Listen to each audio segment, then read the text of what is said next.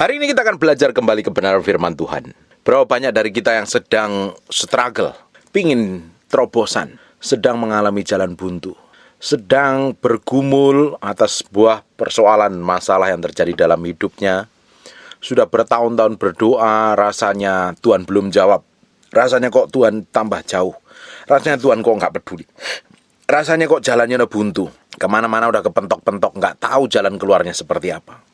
Ini sebenarnya waktu yang terbaik untuk kita ini datang kepada Tuhan. Karena di jalan buntu itu Tuhan sedang menunggu di ujungnya untuk memberikan semua jawaban atas semua persoalan dan masalahmu. Kita belajar dari Kejadian sampai Wahyu, ketika bangsa Israel terdesak selalu meminta pertolongan sama Tuhan, selalu membereskan hubungannya dengan Tuhan, dan Tuhan selalu bikin breakthrough dan terobosan. Selalu, berkali-kali Tuhan lakukan itu.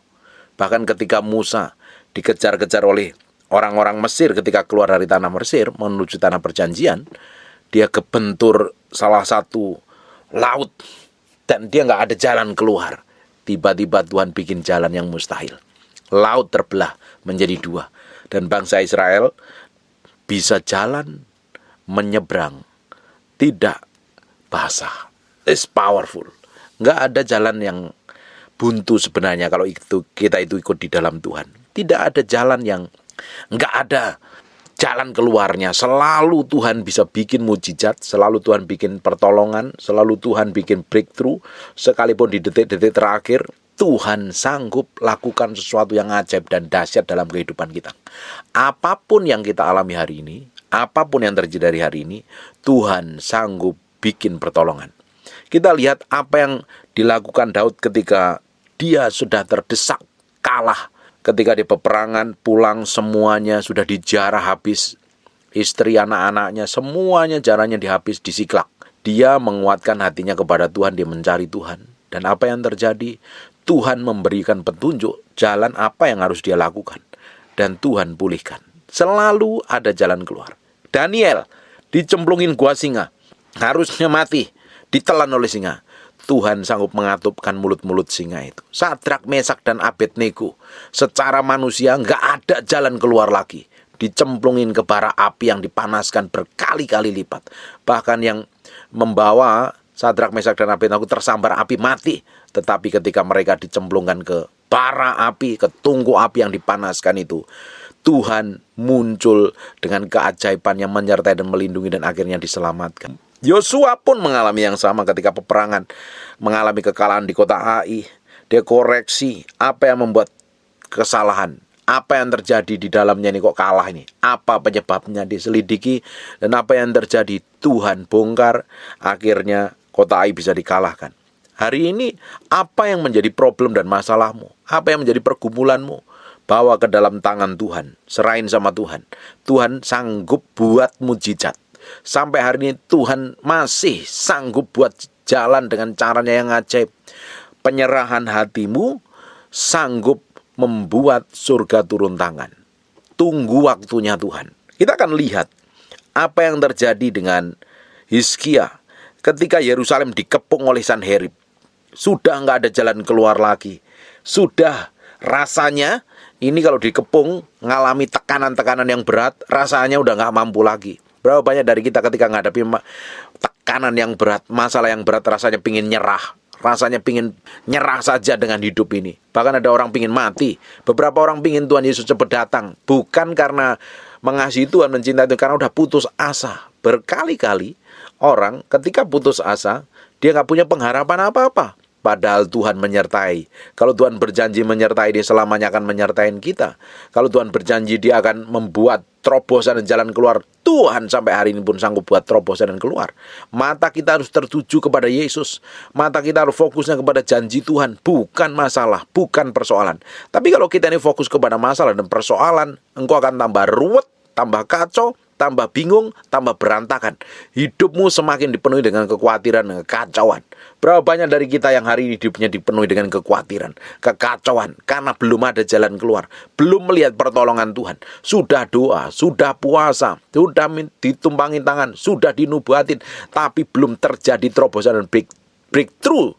Justru waktunya sangat powerful dan dahsyat di mana Tuhan akan bikin breakthrough atas hidupmu. Penyerahanmu hari ini akan menentukan bagaimana Tuhan akan lakukan sesuatu yang ajaib dalam hidupmu. Semakin kau berserah mencari Tuhan, semakin kau kuatkan hatimu di hadapan Tuhan, kau akan melihat janji Tuhan itu digenapi. Tetapi kalau orang itu bimbang, ragu, bingung, kacau, dan berantakan, tidak akan pernah bisa melihat janji Tuhan digenapi atas hidupnya. Malah kacau, malah berantakan.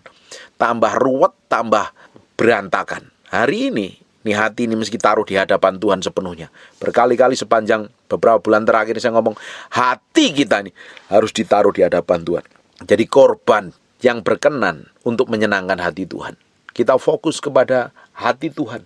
Kita fokus kepada janji Tuhan. Kita akan melihat breakthrough dan terobosan dan caranya yang ajaib dan luar biasa terjadi dalam kehidupan kita. 2 Tawarik pasal yang ke-32 mulai ayat yang pertama.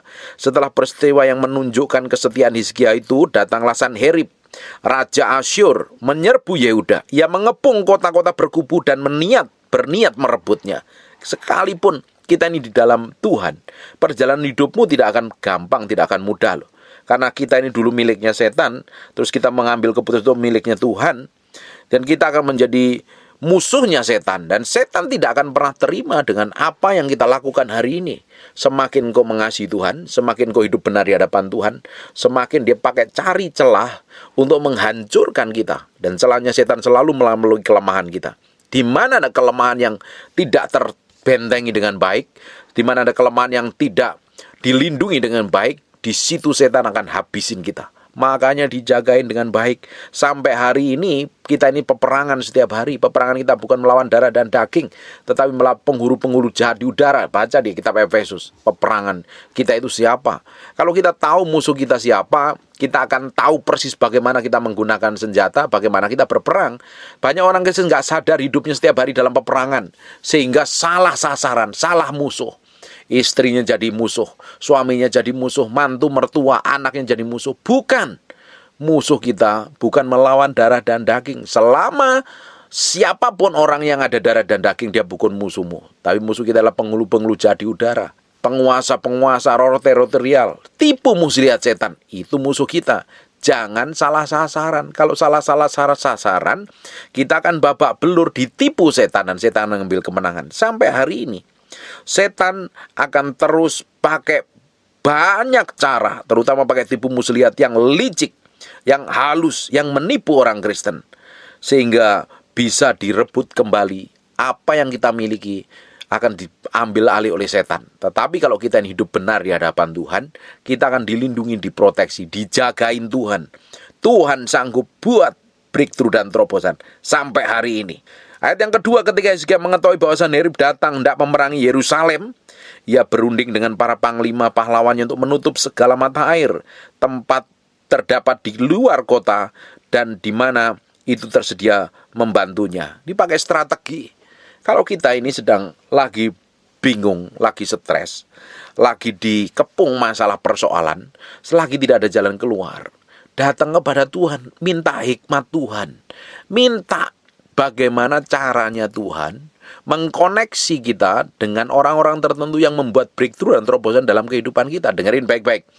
Kalau engkau hari ini sedang trouble masalah keuangan, masalah bisnis, masalah keluarga, masalah hubungan suami istri, masalah anak, minta hikmat Tuhan. Kita dikoneksi secara ilahi, ketemu dengan orang-orang tertentu yang dikirim Tuhan untuk menguatkan, meneguhkan, membantu. Bahkan orang itu bisa dipakai Tuhan untuk mempromosi, buka jalan loh.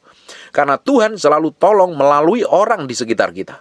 Tuhan pertolongannya melalui orang lain di sekitar kita. Makanya kita minta hikmat Tuhan, dengan kacamata rohani bisa melihat siapa yang Tuhan pakai dalam kehidupan kita. Jaga hatimu, jaga sikapmu. Tuhan tolong kita itu selalu pakai orang lain. Dia nggak langsung ujuk-ujuk bikin mujizat, kirim terobosan, uang sekarung ke kamarmu. Sekalipun Tuhan sanggup, Tuhan tidak akan pernah lakukan itu. Dan Tuhan selalu tolong melalui orang di sekitarmu. Buka matamu, buka hatimu, jaga hati dengan baik-baik nih. Pakai strategi caranya Tuhan. Jangan sudah babak belur malah berdiam diri terus, malah stres, putus asa, malah jadi bulan-bulanannya setan. Hizkia tahu bagaimana atur strategi. Ayat yang keempat, maka berkumpullah banyak orang, mereka menutup semua mata air sungai yang mengalir dari tengah-tengah negeri itu. Ketika kata mereka, mengapa Raja Asyur harus mendapat banyak air kalau mereka datang? Punya strategi. Kita harus tahu persis loh, cara setan untuk habisin kita. Kita harus ngerti persis cara setan untuk melemahkan kita. Dia selalu pakai tipu daya. Makanya kita harus cerdas, kita harus ngerti firman, kita harus berjalan dalam firman, kita harus hidup dalam firman. Bukan pinter khotbah, tapi pinter menghidupin firman. Percuma pinter khotbah, percuma pinter sharing firman, percuma pinter kasih kesaksian, tapi kalau nggak menghidupin firman, kita harus jago menjadi orang yang menghidupin firman. Siapapun orangnya, mau pendeta, pengkhotbah, penginjil, atau siapapun harus lebih pinter menghidupin firman dari sekedar pinter khotbah. Kalau kita pinter menghidupin firman, kita tahu ketika kita menghadapi strategi musuh, kita nggak akan ditipu karena setan lebih pinter. Kita harus lebih pintar dari setan. Iblis lebih pintar dan lebih lihai, kita harus lebih pintar dan lebih lihai. Kita tidak akan lebih pintar dan lebih lihai kalau kita nggak nempel sama Tuhan. Kalau kita nggak bergaul sama Tuhan. Dengerin baik-baik. Orang yang bergaul dengan Roh Kudus, orang yang memiliki keintiman dengan Tuhan, orang yang memberi hatinya, memiliki kedalaman keintiman dengan Tuhan, yang menyatu dengan Tuhan, dia akan diurapi, diproteksi, dijagai. Dia akan dibawa masuk terus dalam dimensi hidup pengenal kebenaran di atas rata-rata.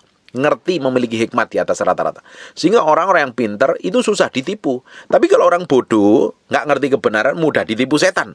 Berapa banyak dari kita yang suka tertipu oleh apapun lah, penipuan apapun namanya. Karena apa? Nggak memiliki hikmat, nggak memiliki pengertian. Tapi kalau kita pintar, kita berhati-hati, kita berjaga-jaga, kita kita waspada, kita susah ditipu karena kita lebih pintar daripada penipunya. Kita harus lebih pintar dari setan supaya kita ini nggak babak belur. Hizkia tahu persis loh. Dia punya strategi supaya ketika dikepung, dia tetap kuat dan kokoh. Perhatikan ayat yang kelima. Dengan sekuat tenaga, perhatikan, dengan sekuat tenaga Hizkia membangun kembali seluruh tembok yang telah terbongkar. Dia bangun tembok-tembok. Jangan izinkan tembokmu ada celah sehingga bisa dikuasai oleh setan. Mendirikan menara-menara di atasnya dan tembok-tembok yang lain di luarnya. Memperkuat juga di Milo, di kota Daud, dan membuat lembing dan perisai dalam jumlah yang besar. Dia tahu strateginya. Hari ini engkau tahu sedang struggle, sedang bergumul, sedang nggak tahu jalan keluarnya apa, sedang di jalan buntu itu. Kau harus atur strategi. Bukan malah stres, bingung, nangis, jerit-jeritan, nyerah. Setan akan jadi senang sekali. Engkau jadi bulan-bulanannya setan, dibikin babak belur. Kita ini harus strategi, punya kekuatan, minta hikmat Tuhan dengan sekuat tenaga. Hizkia itu membangun seluruh tembok yang telah terbongkar. Hari ini, kalau kamu ini sedang babak belur kacau, bisnismu berantakan, dicek kembali apa yang membuat berantakan. Mungkin salah manajemen, mungkin salah ngatur keuangan, mungkin teledor. Apa? Dicek kembali kelemahanmu. Keluargamu sedang kacau dan berantakan. Coba dicek kembali.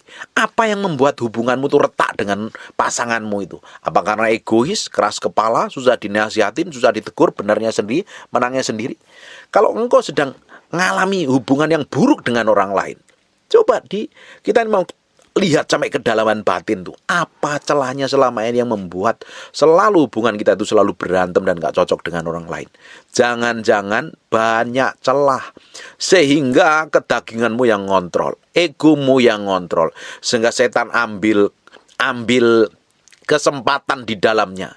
Kita terjebak, kita dipakai, kita ditipu oleh setan, dan ujungnya keluarga hancur karena sikap kedagingan kita yang gak ngerti kebenaran. Hubungan kita dengan orang lain kacau dan berantakan. Hubungan kita dengan Tuhan berantakan. Kita itu masih koreksi diri sampai kedalaman batin kita ini. Apa kekurangan kita, apa kelemahan kita yang membuat kita ini selama ini babak belur, kacau dan berantakan. Tuhan akan pulihkan kalau kita ini tahu diri. Kita itu bisa mengkoreksi sampai kedalaman batin ini. Dicek dulu. Kalau kita udah siap, Tuhan akan pulihkan itu mudah sekali loh. Kalau hati kita ini beres di hadapan Tuhan, Tuhan memulihkan itu sangat mudah sekali. Tuhan memulihkan segala sesuatu seperti membalikkan telapak tangan. Mudah sekali. Karena Tuhan sangat berkuasa. Tapi ketika Tuhan mau memulihkan hati kita, dibutuhkan proses, dibutuhkan sadar diri, dibutuhkan jadi orang Kristen yang waras, bisa berpikir jernih, dengar suara Tuhan, ngikutin apa maunya Tuhan. Kenapa banyak orang nggak mau bertobat?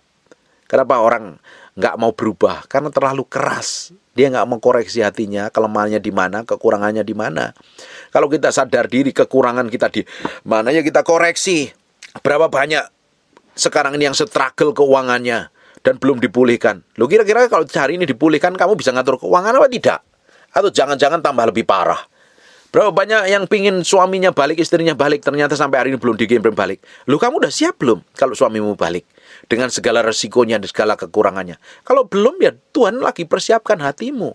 Makanya kita harus mempersiapkan hati kita dengan baik untuk menerima breakthrough dan terobosan. Untuk orang yang belum percaya menerima mujizat itu mudah sekali.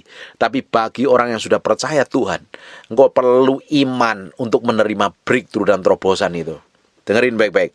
Hizkia membangun kembali seluruh tembok yang telah terbongkar. Hari ini koreksi hatimu. Apa yang membuat celah setan selama ini menghajar hidupmu? Apa yang membuat selama ini bangkrut? Keteledoran apa? Kelemahan di mana? Kekurangan di mana? Dijagain. Minta Tuhan. Minta hikmat Tuhan. Minta proteksi Tuhan. Minta penjagaan Tuhan. Biar Tuhan sendiri yang bikin breakthrough dan terobosan atas hidupmu. Jangan jadi orang Kristen males. Benernya sendiri, pinternya sendiri, hebatnya sendiri.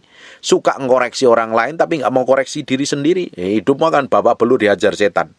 Hizkia membangun kembali tembok yang terbongkar. Mendirikan menara-nara di atasnya.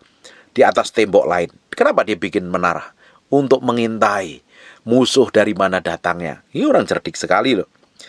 Ia memperkuat juga Milo di kota Daud dan membuat lembing dan perisai dalam jumlah yang besar. Bikin senjata. Senjata kita hari ini bukan pedang. Senjata kita hari ini adalah firman Tuhan. Bukan pedang secara fisik, tetapi pedang roh. Firman Allah. Selama ini kamu hidup dalam firman apa tidak? Sekarang waktunya kembali kepada firman, belajar firman. Mudah sekali Tuhan bikin breakthrough mujizat dalam hidupmu. Tapi ketika Tuhan mengubah hatimu, dibutuhkan kerelaan hati dan bertobatan sungguh-sungguh. Ayat yang ke-6, yang mengangkat panglima-panglima perang dan yang mengepalai rakyat, menyuruh mereka berkumpul kepadanya di halaman pintu gerbang kota dan menenangkan hati mereka dengan kata-kata. Kita harus jaga hati kita dengan baik ketika ngadapin peperangan. Kita ngadapin gonjangan, ngadapin masalah, ngadapin persoalan, ngadapin himpitan. Kita mesti kuasain hati kita dulu. Kalau kita ini nggak bisa kuasain hati kita, ada kekhawatiran. Di mana ada kekhawatiran, iman tidak bekerja. Di mana ada iman, kekhawatiran akan lenyap. Kita harus bisa mengatur, mengontrol, mengendalikan, menempatkan hati kita ini tepat di hadapan Tuhan. Harus diserahkan sepenuhnya di hadapan Tuhan. Izinkan Tuhan menjadi raja yang memerintah di dalam hidupmu, dalam hatimu. Dia yang mengontrol dan menguasai. Kalau kita nggak memberi diri untuk berserah penuh di hadapan Tuhan, kita akan jadi orang yang histeris, gampang panik, kacau, dan bingung. Loh, kekhawatiran, kepanikan, kekacauan tidak akan menambahkan apa-apa dalam hidupmu. Justru setan akan banyak ngambil keuntungan kok. Hari ini kau sedang ngadepin apa? Jalan buntu apa yang nggak ada jalan keluarnya?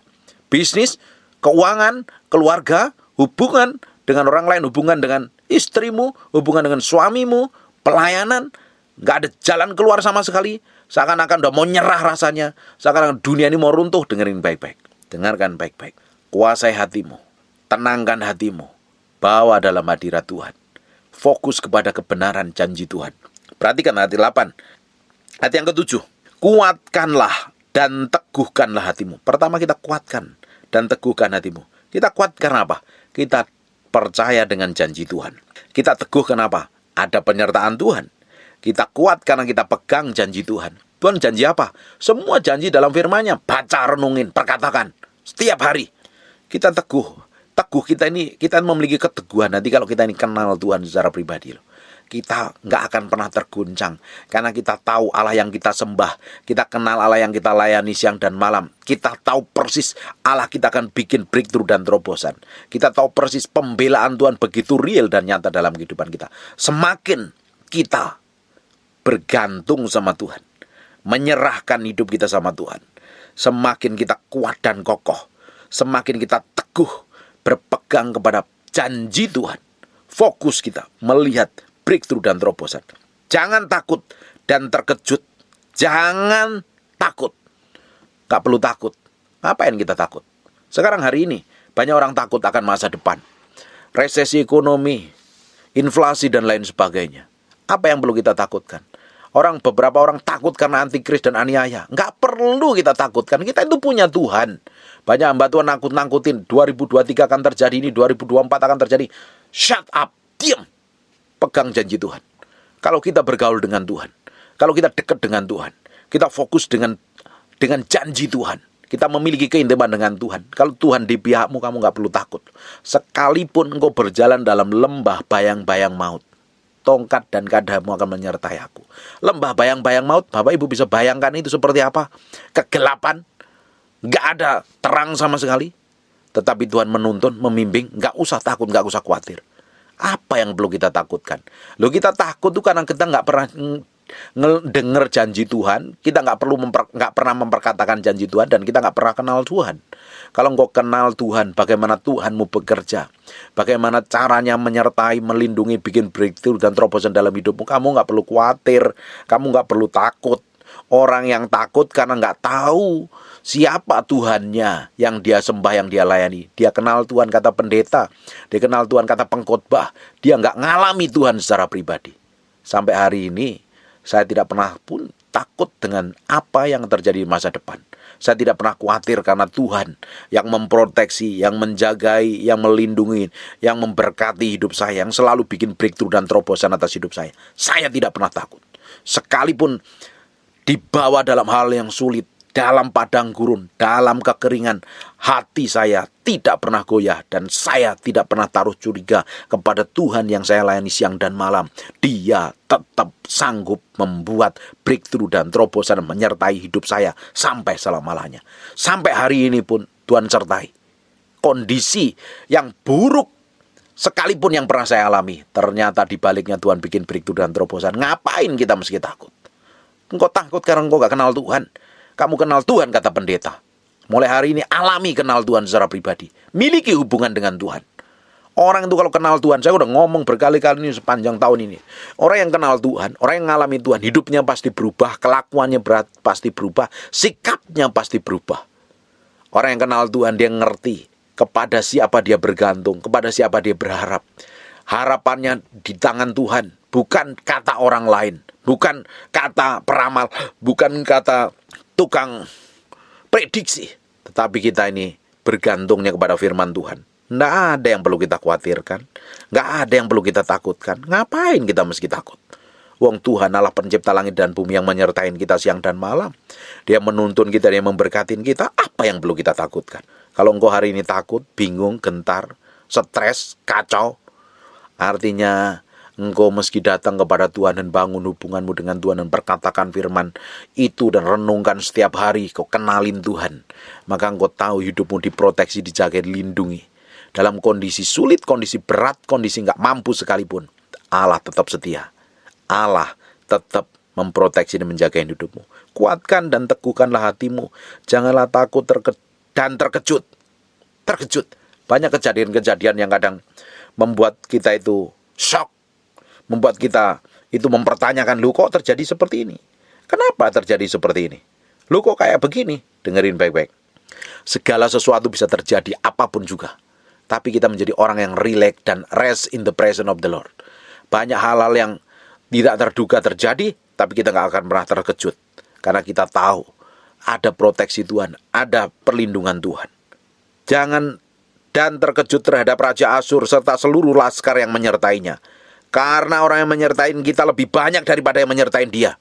Kita tahu yang menyertai kita lebih banyak daripada yang menyertai dia. Boleh setan akan hancurkan, setan punya strategi, orang dunia punya strategi untuk menghancurkan kita, tetapi Tuhan yang menyertai kita. Ternyata yang menyertai kita lebih banyak daripada yang menyertai mereka. Ada perlindungan, ada malaikat Tuhan yang berkuda, berkemah di sekeliling kita. Amin. Perhatikan ayat 8. Yang menyertai dia adalah tangan manusia, tetapi yang menyertai kita adalah Tuhan Allah kita, yang membantu kita melakukan peperangan kita. Oleh kata-kata Hizkia, Raja Yehuda itu rakyat mendapat kepercayaannya kembali. Oh ya, pasti. Yang kita fokuskan adalah Tuhan, bukan masalah. Yang kita fokuskan adalah jalan keluarmu, bukan jalan buntumu. Kalau engkau mikirin persoalanmu terus, pikirin masalahmu terus, kamu gak akan berubah. Pikirin Tuhan, mikirin hati Tuhan, perkatakan janjinya, rubah hidupmu, bertobat balik kepada Tuhan, cari Tuhan sungguh-sungguh. Tuhan sanggup buat breakthrough dan terobosan. Perhatikan, yang menyertai dia adalah tangan manusia. Gak usah pusing. Tetapi yang menyertai kita adalah Tuhan Allah kita, yang membantu kita dan melakukan peperangan kita. Bapak Ibu bisa baca di seluruh kitab Raja-Raja, kitab 1 Tawarik, 2 Tawarik. Semuanya bercerita ketika bangsa Israel terdesak, bangsa Israel dan mencari Tuhan. Tuhan bikin pertolongan. Tapi kalau orang itu jahat, melakukan jahat di mata Tuhan, musuh akan menggagain mereka. Hari ini kalau hidupmu jahat di hadapan Tuhan, hidup gak kudus, hidup gak benar di hadapan Tuhan, setan akan gagain hidupmu. Tapi kalau engkau hari ini bertobat balik kepada Tuhan, cari Tuhan sungguh-sungguh, minta pertolongan, jerit sama Tuhan, Tuhan akan berperang menggantikan engkau, yang menyertaimu lebih banyak daripada musuhmu. Tuhan akan buat mujizat. Yang menyertai dia adalah tangan manusia, tetapi yang menyertai kita adalah Tuhan Allah kita, yang membantu kita dan melakukan peperangan kita. Oleh kata-kata Hizkia, Raja Yehuda itu, rakyat dapat kepercayaannya kembali. Perhatikan, ini kita baca, langsung kita lihat, Bapak itu nanti lanjutkan apa yang terjadi. Ayat yang ke-20. Tetapi oleh karena itu Raja Hizkia dan Nabi Yesaya bin Amos berdoa berseru kepada surga. Dalam kondisi terjepit, cari Tuhan, cintai Tuhan, hormatin Tuhan, kasihin Tuhan. Jangan cari pertolongan manusia. Minta doa pendeta boleh, nggak salah. Kamu bisa send messenger atau DM lewat IG, pasti saya balas. Tetapi harusnya kalau engkau sedang terdesak, terjepit, kau cari Tuhan, bukan cari pendeta. Kejar Tuhan, bukan kejar pendeta. Minta pertolongan Tuhan, bukan minta pertolongan pendeta. Waktu Hizkia terjepit, Hizkia dan Nabi Yesaya bin Amos berdoa, berseru kepada surga. It's powerful. Tuhan yang utama. Tuhan yang sanggup bikin breakthrough. Tuhan sanggup bikin terobosan. Kuncinya kita meski jerit kepada surga, minta surga turun tangan, campur tangan atas hidupmu. Hari ini engkau sedang ngalami jalan buntu, stres, bingung, kacau, panik, nggak tahu ngelakuin apa lagi. Orang mau berniat jahat menghancurkan hidupmu, orang mau bermuslihat jahat atas hidupmu. Jerit sama Tuhan, cari Tuhan, minta pertolongan Tuhan. Beresin hatimu dulu benar di hadapan Tuhan. Posisimu harus benar di hadapan Tuhan. Bereskan semua kejahatan, kemunafikan, kepalsuan hidup, beresin di hadapan Tuhan. Jerit sama Tuhan. Minta pertolongan Tuhan. Ayat yang ke-21. Lalu Tuhan mengirim malaikat dan melenyapkan semua pahlawan gagah perkasa, pemuka dan panglima yang ada di perkemahan Raja Asyur. Tuhan sendiri campur tangan. Tuhan kirim malaikat yang menghabisin musuhnya Hizkia. Hari ini kamu datang kepada Tuhan, Tuhan akan kirim malaikat memproteksi, menjaga hidupmu. Powerful sekali. Sehingga ia kemalu-maluan kembali ke negerinya. Kemudian ia ditewaskan dengan pedang oleh anak kandungnya sendiri ketika ia memasuki rumah Allahnya. Bayangin musuhnya Hizkia, dia malu mau pulang balik. Ketika pulang balik, anak kandungnya bunuh. Tuhan sanggup menjungkir balikkan, memutar balikkan keadaan. Tuhan sanggup memulihkan hidupmu dengan mudah, dengan caranya yang ajaib. Yang jadi masalahnya, hatimu dulu mau berubah apa tidak.